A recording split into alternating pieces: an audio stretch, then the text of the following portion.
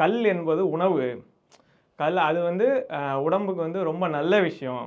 In fact அவர் சொன்னாரா தெரியல. நிறைய பேர் வந்து இதில் இப்போ சொல்கிறது என்னென்னா, அது குடித்தா லிவர் பாதிக்கப்பட்டவங்களுக்கு கூட லிவர் சரியாயிரும், கூலிங்காக இருக்கும், உடம்புல இருக்கிற வேற பிரச்சனைகள்லாம் கூட சரியாயிரும், அந்த மாதிரியெல்லாம் இப்போ பிரச்சாரங்கள் போகுது.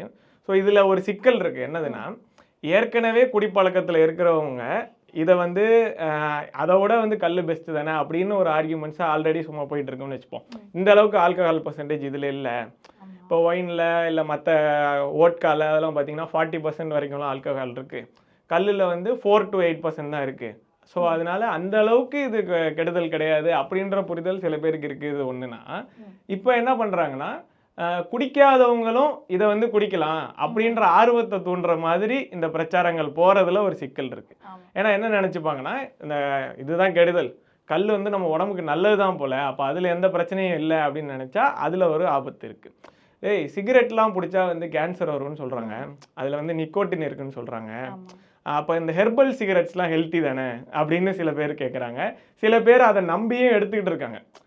இன்னும் சில பேர் பார்த்தா இந்த கஞ்சாலாம் வந்து இயற்கையிலேருந்து தானே வருது, அப்போ அது ஹெல்த்தி தானே, அதை நான் வந்து ஸ்மோக் பண்ணேன்னா எனக்கு கேன்சர் வராதுல்ல அப்படின்னு. எதுனாலுமே அந்த இயற்கைன்ற ஒரு கோட்குள்ளே போயிடுச்சு அப்படின்னாலே அது நல்லதுன்ற ஒரு.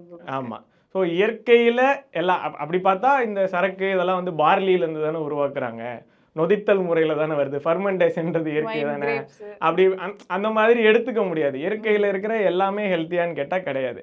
அதே மாதிரி மூலிகைகள் தானே, நான் மூலிகைகளை வந்து சிகரெட்டுக்குள்ளே வச்சு நான் வந்து அடித்தா அது நல்லதான்னு கேட்டால் அதுவும் நல்லது கிடையாது. ஸோ அதே மாதிரி ஒரு டாப்பிக்காக தான் இதையும் நம்ம ஆக்சுவலாக பார்க்கணும்.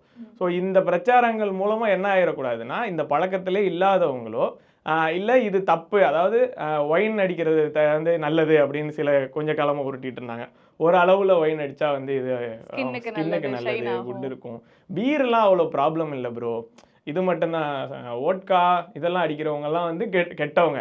நான் வந்து உங்களை மாதிரிலாம் குடிகாரெல்லாம் கிடையாது, ஜஸ்ட் பேர் தான் அப்படின்பாங்க. இன்னொன்று வந்து இன்னொரு பிரச்சனையும் இருக்குது, நான் வந்து டெய்லி குடிக்கிறவங்கலாம் கிடையாது, நான் வந்து வாரம் ஒரு நாள் தான் குடிப்பேன், அக்கேஷனல் ட்ரிங்கர் தான், சோஷியல் ட்ரிங்கர் தான் சொல்லுவாங்க. ஸோ இப்போ அதெல்லாமே கொஞ்சம் கொஞ்சமாக பிரேக் பண்ணிட்டு வரோம். அந்த பிரச்சனைகளே ரொம்ப பெருசாக இருக்குது. ஆல்ரெடி சோஷியல் ட்ரிங்கிங் பண்ணுறது, அக்கேஷனல் ட்ரிங்கிங் பண்ணுறது, இல்லை பேசிவ் ஸ்மோக்கிங்கோட பிரச்சனைகள் என்ன, இந்த மாதிரி ஹெர்பல் சிகரெட்ஸ் அடிக்கிறவங்களுக்கு என்னென்ன ஆபத்து வருதுன்றதெல்லாம் பார்த்துட்ருக்கோம். இது வந்து ஒரு புதுசாக இன்னொரு ஒரு மிஸ்கன்செப்ஷனை நுழைக்கிற மாதிரியான ஒரு பிரச்சனை. இருக்கிற பிரச்சனை போதாதுன்னு புதுசாக வேற கொண்டு வரீங்களான்ற மாதிரி இருக்குது.